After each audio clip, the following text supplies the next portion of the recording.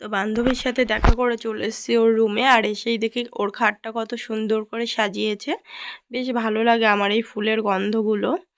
তো ওর খাটটা কেমন লাগছে অবশ্যই কমেন্ট করে জানিও। তো এই যে হলো নকুল, ও ভিডিও দেখে তাই বলেছিল আমাকে আর আমার বউকে তোদের ভিডিওতে নিবি, তাই এই যে ওকে আর ওর বউকে নিলাম। তো ওখান থেকে বাইরে বেরিয়েই দেখি টিফিন দিচ্ছে। তো আমরা সবাই আর টিফিন না নিয়ে দুটো টিফিন নেওয়া হয়েছে, সবাই মিলে ভাগ করে খেয়েছি, কারণ জিনিস নিয়ে নষ্ট করার থেকে সবাই মিলে ভাগ করে খাওয়াই ভালো। তো এই যে দুটো টিফিন আমরা সবাই মিলে খেয়েছি।